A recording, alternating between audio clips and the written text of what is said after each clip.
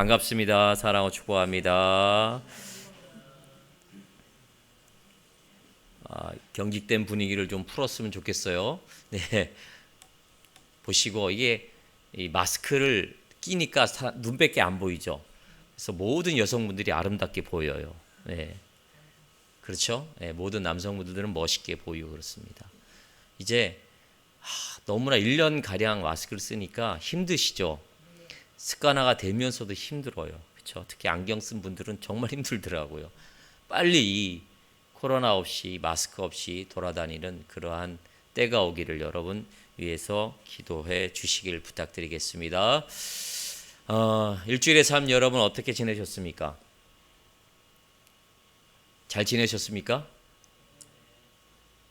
대답하시는 게 그렇게 확신에 차 있지 않는 것 같아요. 네, 여러 가지 삶의 모습과 그 다음에 들리는 소문들 또 앞으로의 그로 말미암아서 펼쳐질 미래나 이런 것들이 정말 불확실하고 암울하죠.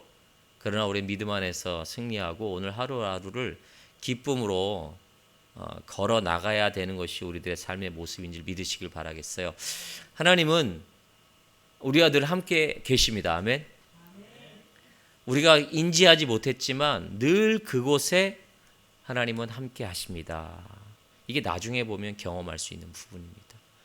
특히 기쁠 때보다 슬플 때, 어려울 때 그곳에 반드시 우리 하나님이 주님이 함께 하심을 여러분 깨달으시길 바라겠어요. 깨달읍시다. 이게 나 혼자가 아니에요. 하나님 절대 우리를 고아처럼 버려두지 아니하심을 믿고 하나님 앞에 나아가 승리하시고 하나님이란 예수란 성령이란 그분이 나와 밀접한 연관이 있다라는 사실을 여러분 꼭 기억해 주시길 부탁드리겠습니다. 아멘. 아멘. 네. 자, 오늘 죄의 넓이와 깊이라는 이 제목으로 말씀을 좀 전해 보도록 하겠습니다. 어려우시면 손 들고 얘기하세요. 쉽게 할 테니까. 네. 자, 여러분 톨스토이의 단편선을 보면 그 사람에게는 얼마만큼의 땅이 필요한가라는 제목의 책이 있습니다. 이 책에서 이제 주인공이 나와요. 이 주인공을 이제 일어나는 일들을 통해서 과연 사람에게는 무엇이 가장 중요한가? 사람에게는 얼마만큼의 살아감에 있어서 필요한 땅이 얼마만큼 필요하냐라는 부분들에 대한 그 인생의 삶에 대한 부분들을 좀 던지는 그러한 주제예요.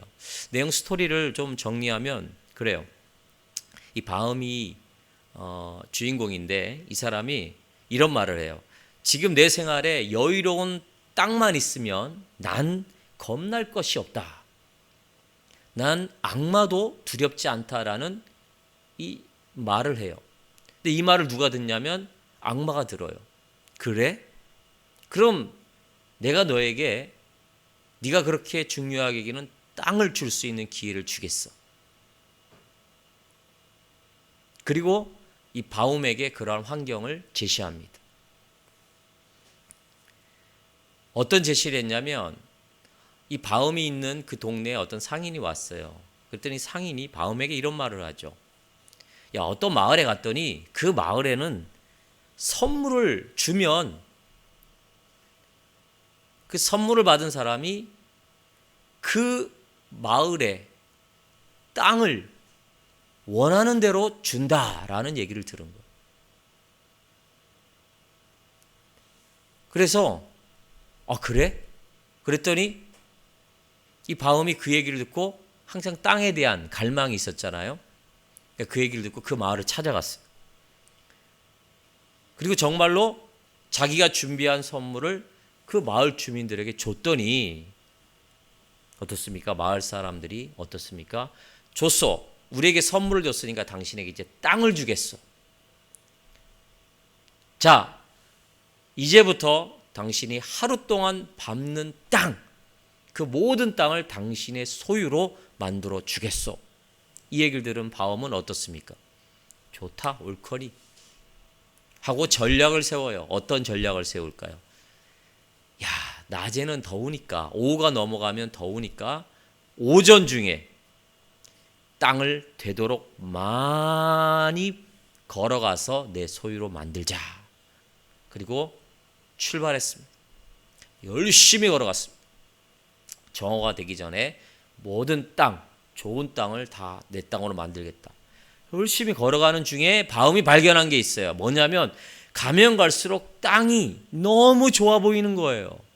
땅에 옥토같이 빛나고 너무나 곡식이 잘 자랄 것 같은 생각이 드는 거예요. 그러다 보니까 바움이 점점점 어떻습니까? 욕심을 낸 거예요. 점점 빨리 더 많은 땅을 소유하려고 더 많은 땅을 돌아다니며 발걸음을 옮겼어요. 그러다 보니까 뭐가 떨어집니까? 체력이 떨어집니다.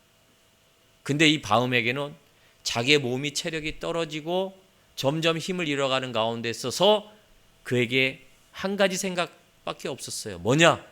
나는 체력이 떨어져서 내가 어떻게 될지 무섭지만 멈출 수가 없어. 하고 죽을 힘을 다해 해 지기 전에 출발했던 그곳에 도착했습니다. 이 바움은 어떻게 됐을까요? 죽었어요.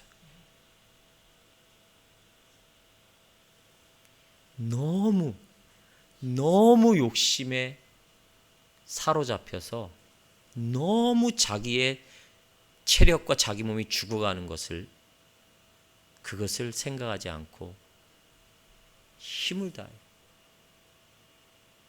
걸어갔다가 결국엔 땅을 차지했을까요? 차지하지 못했을까요?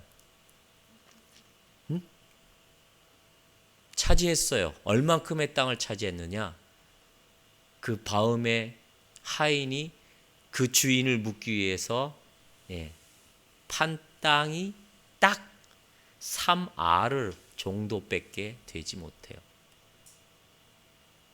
그러니까 욕심에 의해서 땅을 많이 차지할 것 같은데 결국에는 자기 무덤 그 깊이와 넓이밖에 땅을 차지하지 못하고 죽었다는 얘기예요. 톨스토이는 이 얘기를 하면서 과연 인간에게 살아갈 때 얼만큼의 땅이 필요한가?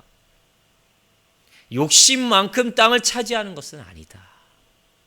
사람은 아무리 잘 살고 열심히 하더라도 죽음으로 말미암아 죽음 앞에 딱 맞이할 때 그 죽음 그 땅, 묘지의 그 땅은 정말 보잘것없는 작은 땅이에요. 그 땅밖에 차지할 수 없는 게 인간의 한계라는 거예요. 여러분, 우리가 이 이야기를 들어보면서 이 인간의 욕심이 얼마나 인간의 욕심이라는 것은 인간의 죄성이에요. 이 인간의 죄성으로 말미암아 우리 인간이 얼마만큼 타락하고 얼마만큼 부패해질 수 있다는 것, 우리는 잘 기억해야 됩니다. 여러분, 죄라는 것은 인간의 타락은요, 넓이와 깊이의 총체적인 의미예요. 인간의 타락은 넓어요. 인간의 타락의 폭은 진짜 넓어요. 이 타락의 의미는 무엇에서 살펴볼 수 있냐면 죄로 말미암아 인간이 타락했다는 것은 하나님과 그 관계가 넓이가 넓어졌다는 걸 이야기해요. 또 인간과 인간 사이의 관계가 완전히 단절되고 무너진 이 넓이를 의미해요. 깊이는 뭘까요? 인간 스스로 인간의 내면에서 이 깊이가 타락의 깊이가 아주 깊게 우리 안에 자리 잡고 있어요. 오늘 본문의 말씀에 보면 야고보서에 보면 뭐라 그랬어요? 욕심이 잉태한즉 죄를 낳고 죄가 장성한즉 뭐가 됩니까? 사망을 낳느니라. 여러분, 욕심이라는 건 죄의 본성이에요. 이런 것들이 우리의 삶을 정말 어렵게 합니다. 이 욕심이라는 건 이 인간의 본성, 하나님과 멀어짐으로, 또한 인간과 인간 사이의 멀어짐으로, 또 우리 안에 이 죄의 깊이 때문에 우리 안에 생겨지는 하나의 현상이 욕심이에요. 자, 그러면 이런 인간의 타락은 어떠한 결과를 가져오냐? 욕심이라는 결과가 가져와서 나중에는 사망을 이르게 되잖아요. 근데 우리에게서 가장 경계해야 될 것은 이거예요. 하나님과의 단절, 이게 가장 큰 우리의 죄의 타락의 깊은 모습이라는 얘기예요. 여러분, 처음에 아담과 하와와 하나님과의 관계는 어떤 관계였을까요? 그 안에는 전혀 단절이 없었어요. 하나가 됐단 말이에요. 근데 인간이 죄로 말미암아 타락됨으로 말미암아 하나님과 멀어졌어요. 여러분, 하나님과 멀어지면 어떠한 결과가 나타나는 줄 아세요? 성경 말씀에 보면 죽는다 그랬어요. 아담과 하와가 그 선악과를 따먹을 때, 여러분, 너희가 따먹다면 하나님이 뭐라 그랬어요? 정령 죽으리라 얘기했어요. 근데 여러분, 아담과 하와가 선악과를 먹고 죽었을까요? 안 죽었을까요? 그 순간, 따먹은 순간 죽었을까요? 안 죽었을까요? 우리는 자꾸만 육체적인 죽음을 이야기하는데, 여기서 말하는 죽음이라는 것은 하나님과 하나 됐던 그 관계가 단절되는 영적인 죽음을 의미해요. 근데 사실 나중에 이 죄로 말미암아 사람에게 뭐가 왔습니까? 죽음이 직접 왔어요. 그렇죠? 영원히 산 게 아니에요. 아담과 하와가 죽었어요. 이 죄로 말미암아. 하나님과 단절됨으로 말미암아 우리 인간에게는 영적인 죽음이 왔어요. 더불어 육적인 죽음도 왔다는 거예요.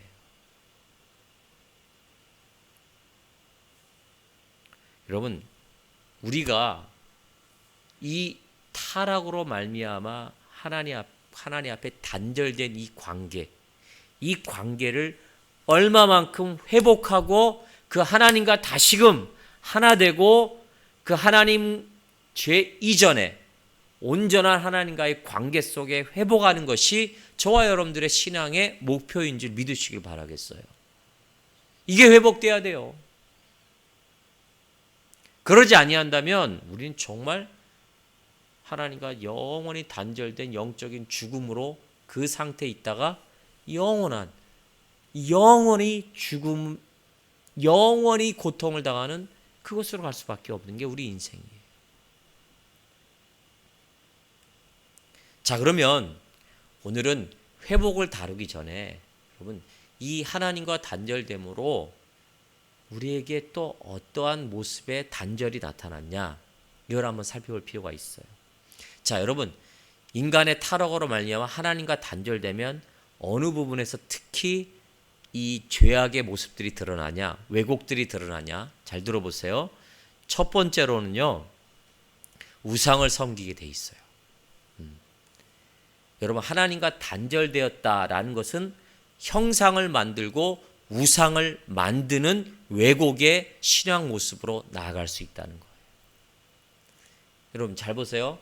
하나님만 바라보고 하나님께만 공급되어진 모든 것들의 삶의 모습이 우리의 삶의 온전한 모습이에요.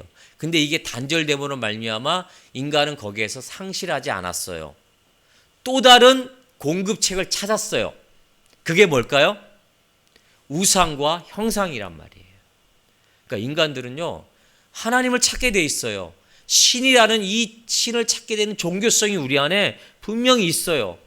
근데 그게 하나님이라는 그 하나님을 찾게 돼 있는데 이것이 단절되다 보니까 인간 안에 뭐가 들어와요? 그 하나님 대신으로 섬길, 그 하나님 대신으로 그 우상을 따를, 그 우상들을 만들기 시작했단 말이에요. 해와 달, 별, 이런 것들을 만들었어요. 하나님은 뭐라 그랬어요? 인간의 타락 이후에 분명히 제시하고 있죠. 뭘 제시합니까? 십계명에도 나와 있잖아요. 출애굽기 20장 4절 말씀에도 너희들 나 외에 다른 신을 섬기지 말라. 우상이나 형상들을 만들지 말고 거기에 절하지도 말라. 분명히 제시하고 있잖아요. 그거는 정말 하나님이 정말 싫어하는, 경계하는 그런 일 중에 하나였어요. 이 말은 뭐냐? 하나님의 성도라면 여러분 우상을 제거해야 되는 거예요. 여러분 우상의 정의라 제가 뭐라 그랬습니까? 모세오경을 모세가 기록한 목적이 뭐예요? 우상 타파였지 않습니까? 이건 우상을, 피조물을 제자리로 돌려놓는 게 바로 우리의 신앙의 모습이에요. 여러분 해와 달은 섬길 대상이 아닙니다. 물질과 각종 문화와 각종 권력과 이러한 모든 것들은 섬길 대상이 아니에요. 제자리로 돌려놔야 돼요. 우리가 섬겨야 할 대상은 오직 하나님밖에 없다라는 것을 우리는 고백하고 그 삶으로 드러내는 이러한 모습을 우리는 추구해야 돼. 출애굽기 24장에 보면 중요한 단어가 있어요. 너를 위하여 우상을 만들지 말라 그랬어요.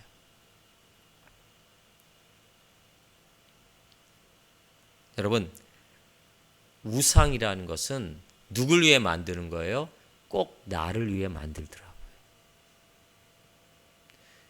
여러분 우상 숭배 하십니까? 여러분 우상 숭배 안 하시죠? 자신 있으시죠? 신약적인 의미는 하나님보다 더 사랑하는 모든 것을 우상이라고 그랬어요. 그냥 가만 보세요. 내가 하나님보다 더 사랑하는 것이 과연 무엇이 있을까? 아유, 저는 손꼽아요. 몇 개 안 돼요. 우리가 모르는 하나님보다 사랑하는 것들이 수십, 수만 개가 지금 우리 안에 존재하고 있어요. 이게 왜 그러냐? 하나님과 단절되기 때문에 우상을 찾을 수밖에 없는 거예요. 다시 하나님을 섬기며 하나님께로 돌아갈 때 이런 우상의 모습은 제거된다는 것입니다. 여러분 나를 위해서 또 다른 하나님을 만들지 마세요. 그 신앙의 모습은 하나님은 분명히 출애굽기를 통해서 만들지 말라. 만들고 섬길 때는 반드시 그에 대한 대가가 있을 거라고 말씀하고 있습니다.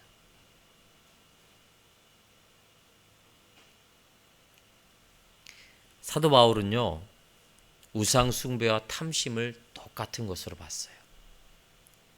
골로새 3장 5절 말씀에 우상 숭배는 곧 탐심이다 라고 그랬어요.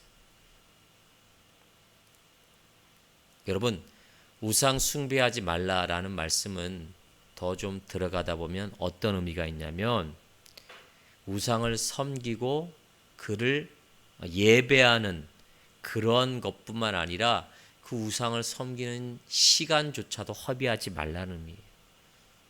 그러니까 우상에서 마음을 뺏기지 말라는 얘기예요. 그것을 위하여 열심을 내지 말라는 얘기예요. 그것을 향한 일체의 모든 것들을 하지 말라는 얘기예요.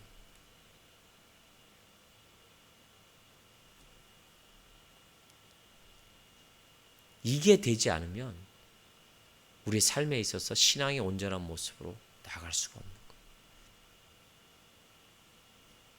여러분 예배와 하나님을 알고자 하고 하나님과 교제하고 그분께 영광 돌리기 위한 이 일에 우리 삶의 모든 시간을 들이시길 바라겠어요.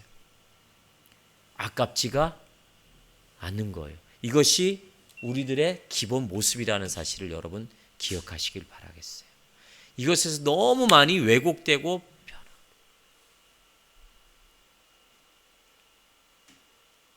우상이라는 것은 꼭 형상만이 있는 것이 아니라 내가 하나님보다 더 그것들을 사랑하고 쫓아가고 그것을 위한 시간을 허비하는 그 모든 것들이 우상입니다. 이러한 왜곡들이 우리 안에 많이 드러나고 있다는 사실, 우리는 그것을 인지하고 이제 그것으로부터 돌아와야 될 줄 믿으시길 바라겠어요. 그 우상 숭배의 탐심이 점점 깊어가면 깊어갈수록 우리 하나님에 대한 인지와 신앙의 온전한 모습을 드릴 수가 없어요. 여러분, 하나님과 내가 가장 좋아하는 것과 딱 두 개를 비교했을 때 어떤 것을 선택하겠습니까? 난 죽어도 이것만은 못 버려. 그런 거 있죠. 권사님은 뭐가 있을까요? 난 죽어도 이것은 못 버리겠어. 네? 목사님은 뭐예요? 목사는 하나님이 최고가 돼야 되잖아요. 그쵸? 절 보고 따라오시려고 지금 말씀 안 하고 계신 거예요?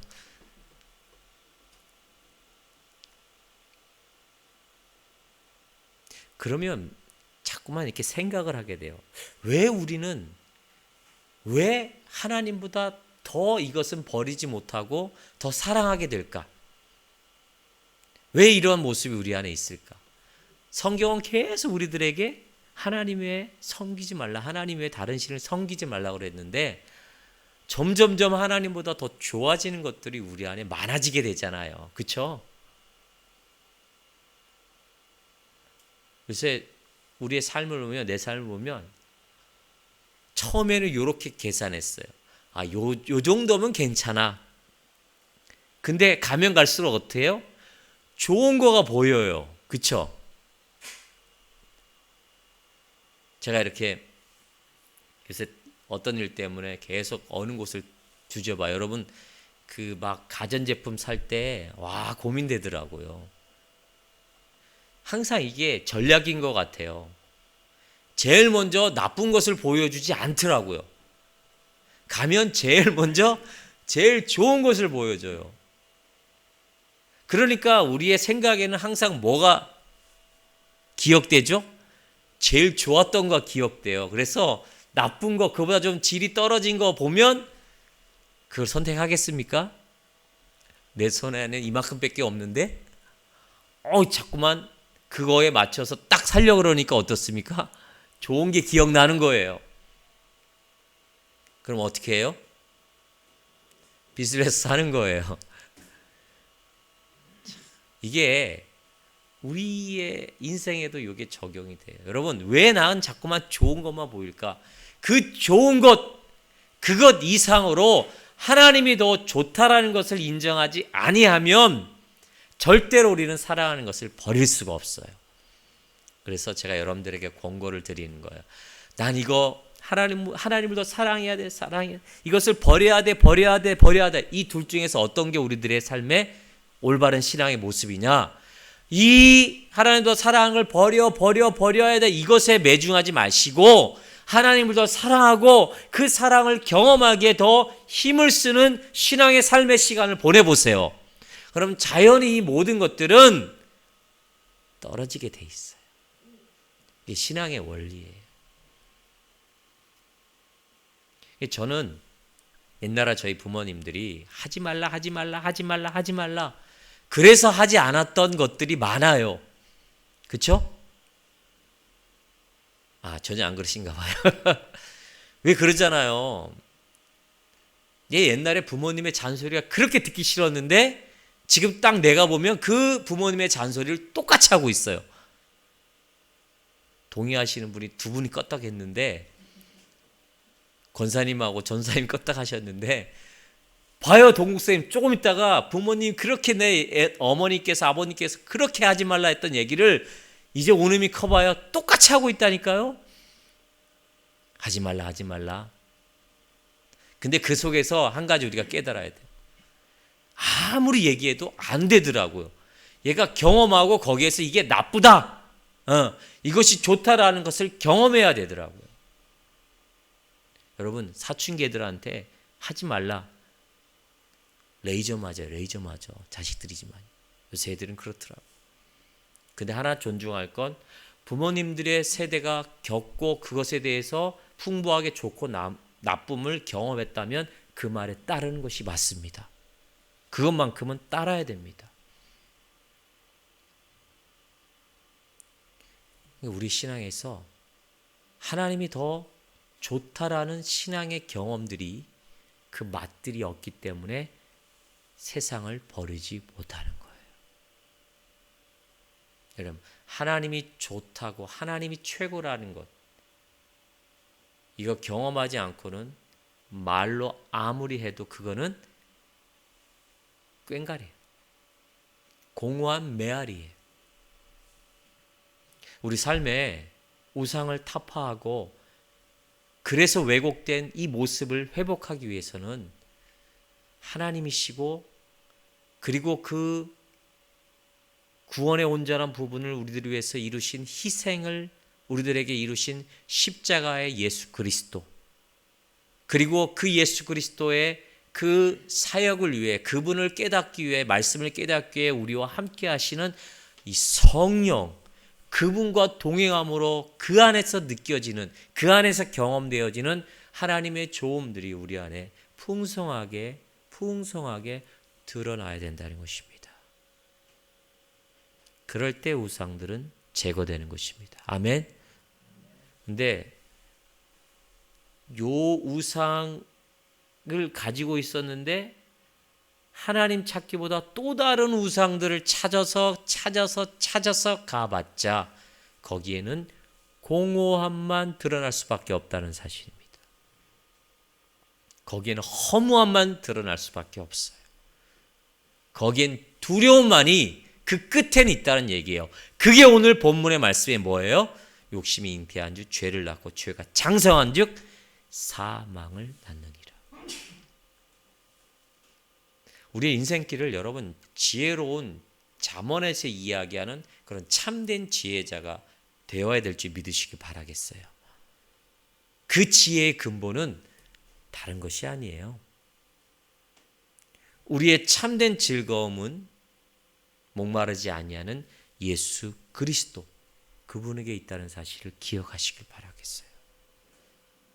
그 길로 돌아서시고 그 생명샘을 찾아가길 위하여 오늘도 내일도 여러분 우리의 신앙의 초점을 거기에 맞추고 살아갈 때 우리 안의 우상은 타파되고 우리의 죄성과 그 넓이와 깊이, 그것이 다시 회복되어지고 하나님 앞에 온전한 모습으로 살아갈 수 있다는 것을 기억하시길 바라겠어요. 일주일 동안 부탁드리겠습니다, 여러분. 죄의 깊이와 타락의 깊이를 쫓아가는 것이 아니라 하나님, 예수 그리스도의 깊이와 사랑의 넓이를 알아가는 데 힘을 다하시길 바라겠어요. 이게 얼마나 중요한지 모릅니다. 제가 요새 그런 생각을 해봐요. 하나님 다 아신다. 그래서 하나님께 요구하지 않은 게 너무 많은 것 같아요. 다 아시지만 하나님은 우리의 입술을 통해 고백되어지고 원하는 것들을 말하길 원하셔요. 여러분, 자녀가 있는데 자녀가 엄마한테 우리 엄마는 아빠는 다 아실 거야. 그러니까 뭐라 얘기합니까? 다 아시니까 왜 이거는 안 해줍니까? 라고 얘기하면 안 되죠. 부모에게 뭐랍니까? 나 이거 해주세요. 나 이게 필요합니다. 라고 요구하고 말을 해야 되잖아요. 저도 하나님 이제는 나도 이게 구체적으로 필요합니다. 이렇게 하기를 원합니다. 라고 하나님과 교제하며 대화하기로 했습니다. 구하십시오, 여러분. 벽에 부딪힐 문제들이 너무나 많아요.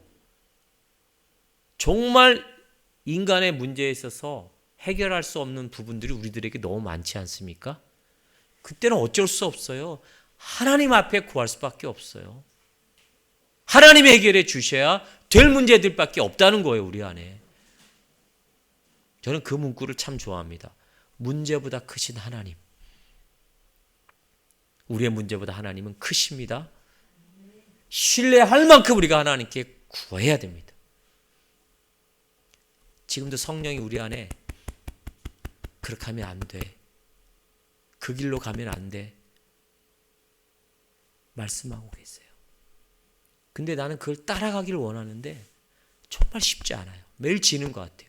그래도 하나님 앞에 내 이러한 모습을 고백하고 구해야 됩니다. 성령이 나에게 그런 능력을, 하나님 말씀에 순종할 수 있는 능력을 주시옵소서 라고 기도하시는 여러분 되시길 바라겠어요.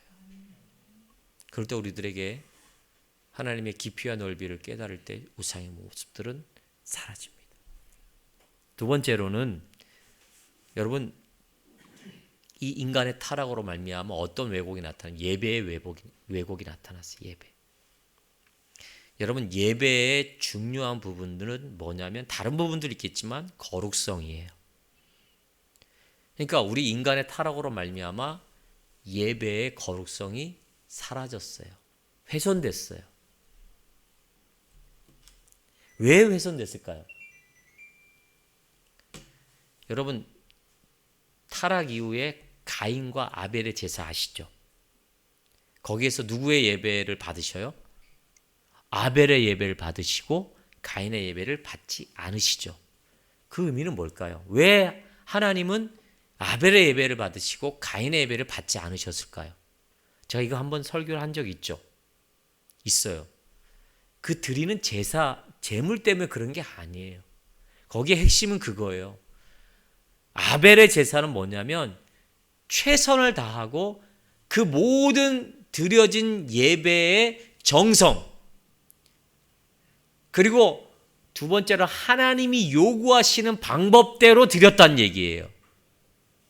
근데 가인은 어떻습니까? 그러지 않았다는 거예요. 그러니까 예배의 거룩성은 여러분 뭐가 중요하냐면 이 로마서 말씀에 보면은 로마서가 아니죠.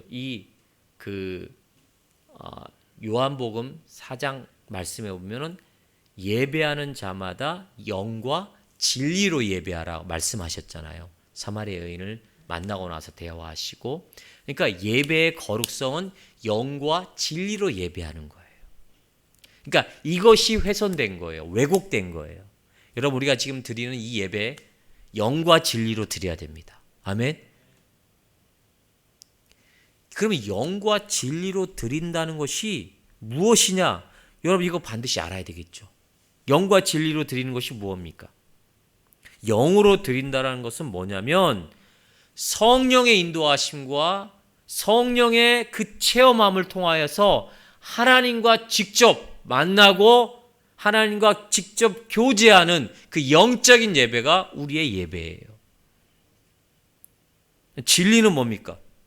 진리는 딱 그 말이에요. 정리하면 우리가 요구하는 대로 드려지는 예배가 아니라 하나님이 요구하는 방법대로 드려지는 이 예배가 진리의 예배예요. 이해하셨어요?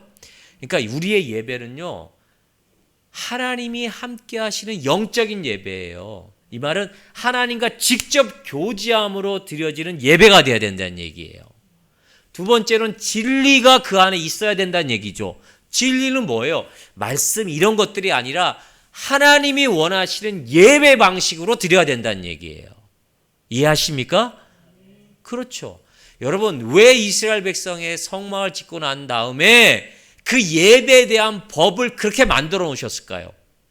하나님은 예배를 드릴 때 이렇게 드리라 정말 구체적인 방법까지 다 제시하셨어요. 그게 하나님이 받으시는 예배란 의미예요. 이 방법대로만 예배하라는 얘기입니다. 그게 진리로 예배하는 거예요. 그러니까 우리의 마음대로 우리의 생각대로 예배를 변질되게 드려서는 안 됩니다. 하나님이 원하시는 예배의 형식과 예배의 방법으로 드려야 되는 거예요. 여러분, 이 예배가 우리 안에 너무 많이 왜곡되었어요.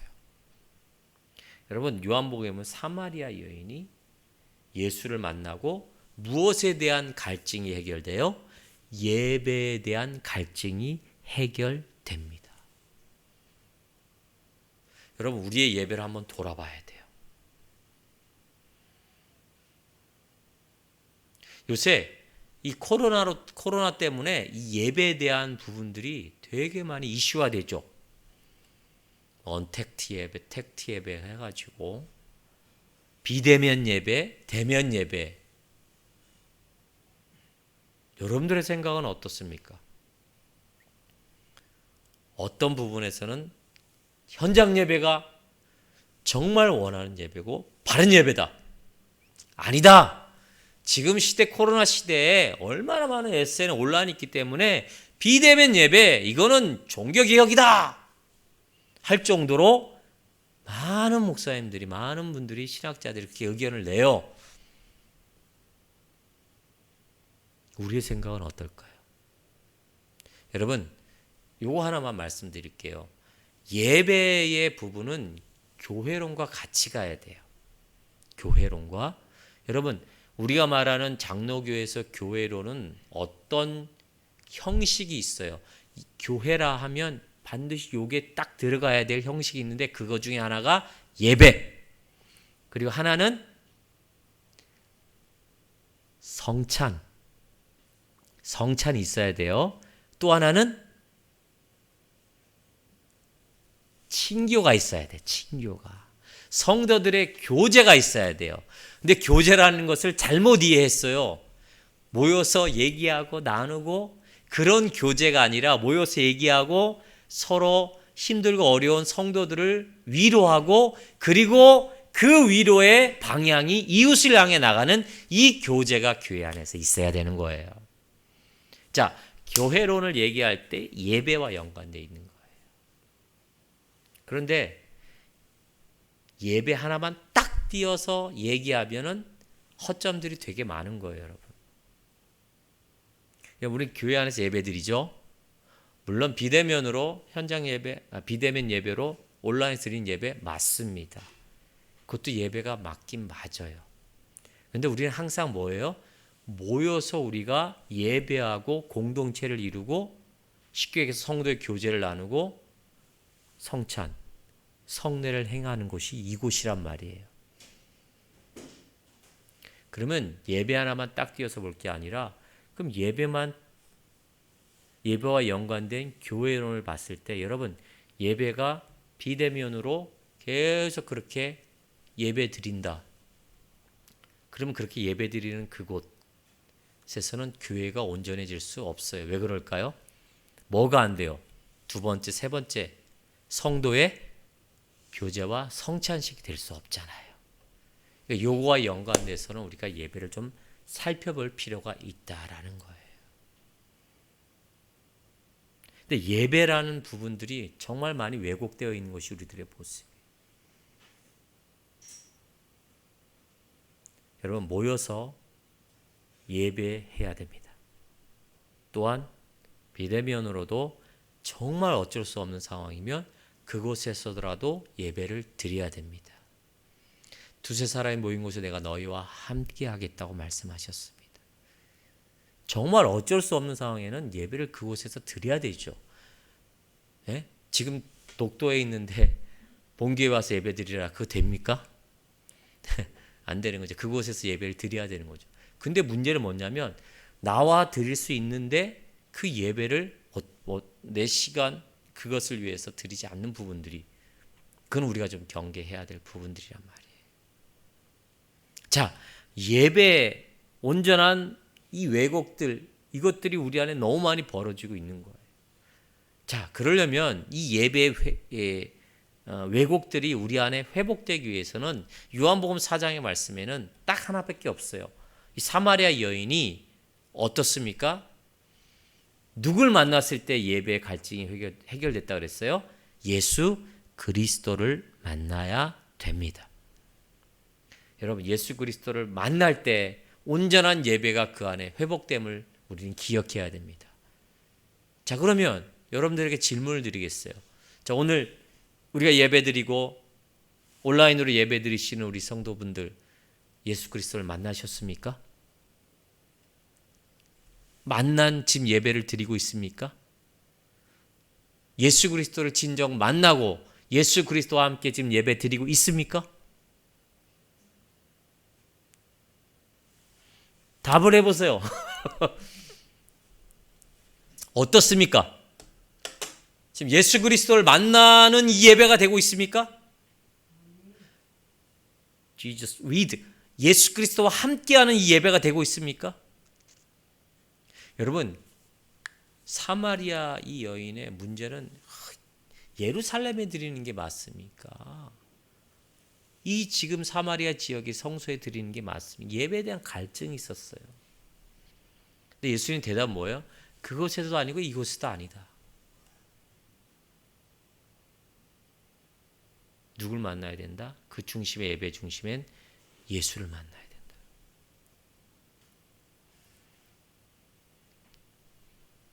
그러면 예수를 만난 예배의 삶을 사는 사람은 어떤 사람이냐? 예수를 만나는데 그럼 예수를 만났다는 증거가 뭐냐? 이 예배 가운데 과연 예수를 만나 진정으로 드리는 예배의 증거가 뭐냐? 이것에 대한 질문을 할 거 아닙니까?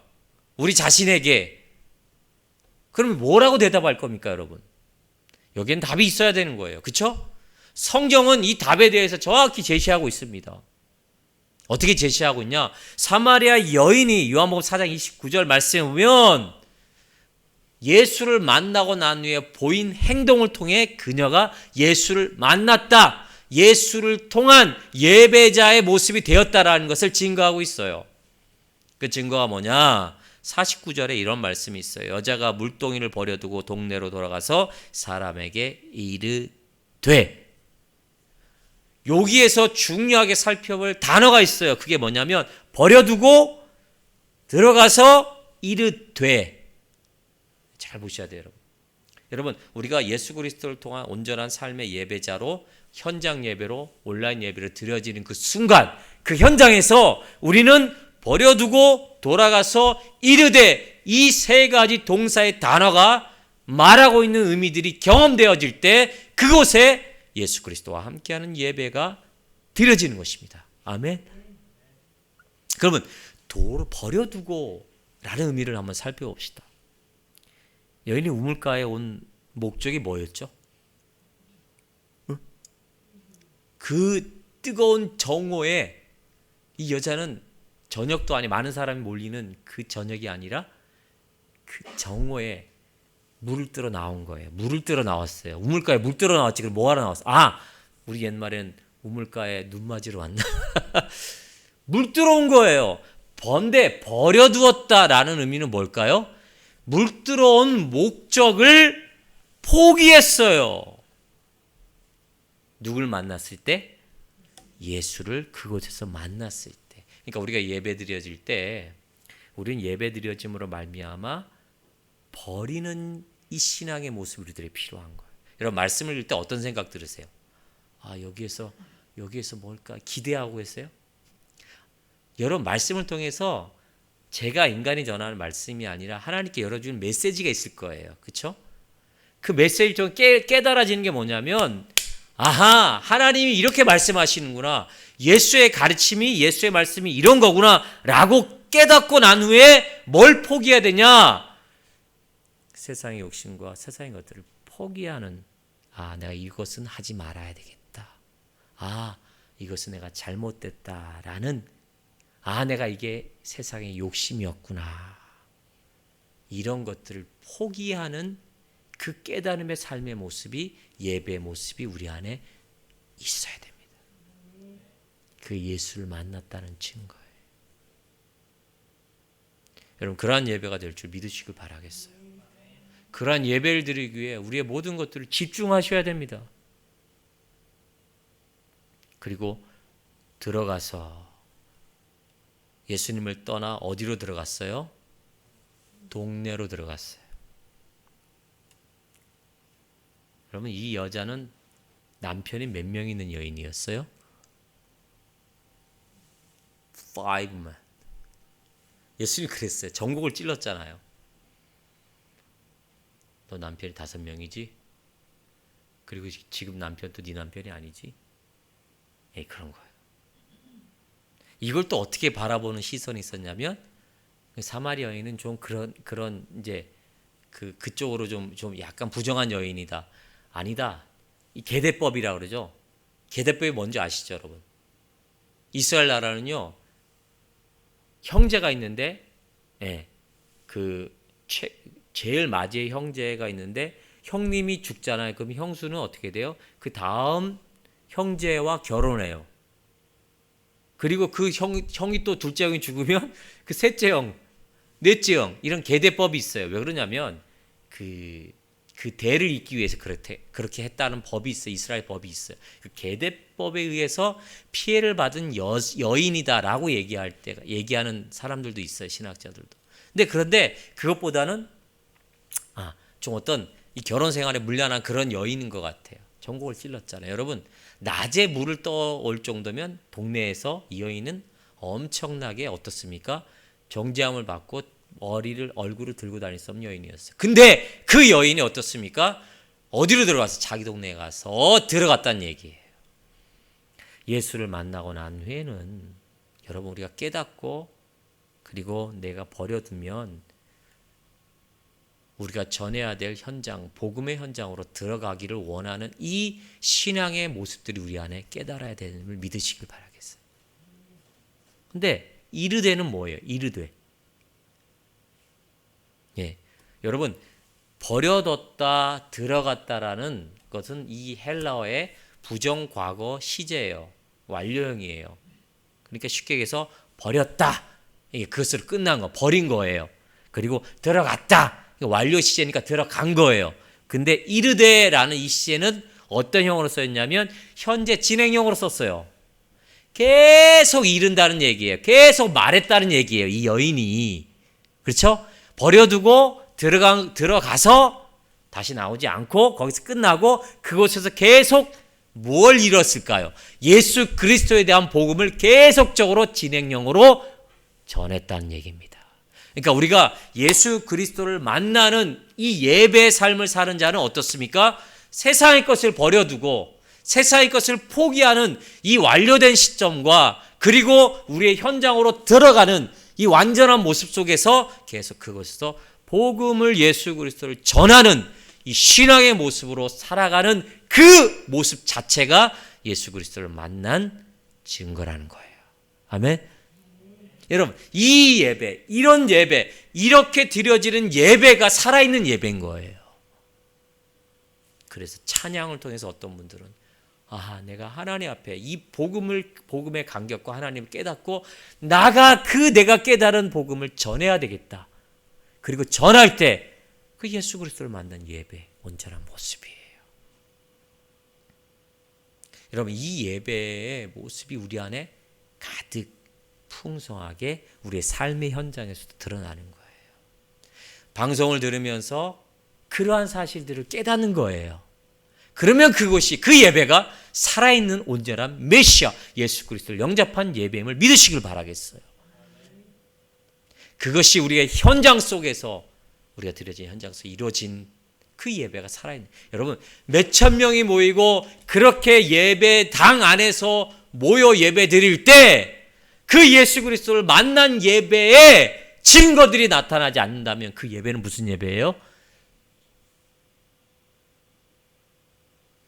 하나님 이스라엘 백성을 향하여 내가 너희들의 예배를 이제 감당하지 못하겠다.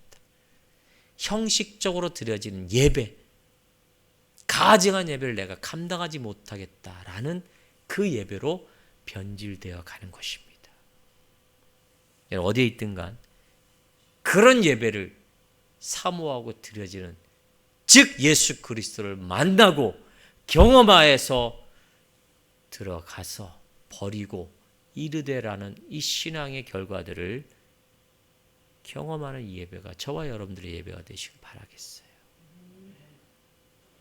이르되라는 것은 여러분 말을 전하는 것이 아니라 이 사마리아 여인의 삶이 완전히 바뀌어짐으로 전해지는 삶의 온전한 모습도 그 여인은 계속해서 전했을 거예요. 사람들이 뭐라 그래요? 이 여자가 그런 여자였는데, 이 여성이 그런 여성이었는데 저 삶이 그때 그 우물가에 갔다 오고 난 다음에 삶이 완전히 바뀌었어. 뭔가 틀리다, 뭔가 있다 라는 삶의 영향력을 미치는 것 자체도 이르되라는 삶의 모습이에요. 우리가 말뿐만 아니라 삶의 모습에서도 영향력을 미치시길 바라겠어요. 말씀을 맺겠습니다. 여러분, 인간의 타락으로 말미암아 죄의 깊이와 넓이의 부분에서 우리는 엄청나게 타락을 맞이했어요. 욕심의 깊이와 넓이와 그로 말미암아 사망에 이르는 모습의 인간이 우리들의 모습이에요. 이 타락의 결과가 그렇단 말이에요. 또 타락의 결과 영원한 죽음이에요. 영적인 죽음과 영원한 죽음을 맞이할 수밖에 없어요. 그것의 해결은 다른 게 없어요. 우리의 거룩성, 예배의 회복, 우상을 타파하기 위해서는 예수 그리스도를 만나야 됩니다. 아멘. 참된 그 예수 그리스도를 만날 때 거기에 희망과 소망이 있는 거예요. 일주일 삶 동안 말씀을 우리가 딱 하루의 말씀이 딱 주어지면 그 말씀대로 살아보겠노라고 최선을 다해 보세요. 그러면 그것이 예수 그리스도가 여러분들을 만져주시고 위로해 주시고 소망 가운데 거하게 하심을 믿으시길 바라겠어요. 그런 삶으로 살아가야 됩니다. 그럴 때 우리에게 소망이 있는 거예요. 그럴 때 하나님께서 우리들에게 축복을 주시고 고난 중에 있을지라도 이겨낼 수 있는 능력을 주심을 믿으시길 부탁드리겠습니다. 지금 너무나 성경의 진리들이 혼탁해지는 것 같아요. 여러분 그러지 않습니까? 예배와 성도의 기본 믿음의 삶의 모습들이 너무나 혼탁해 있어요. 기존에 알고 있고 믿어왔던 것들이 지금 자꾸만 흔들리려고 그래요. 물론 잘못된 것은 고쳐나가야 됩니다. 그러나 정말 변하지 않아야 될 그런 것까지 지금 뒤흔드는 이런 모습들이 우리 안에 있습니다. 그때 여러분 바로 분별하시길 바라겠어요.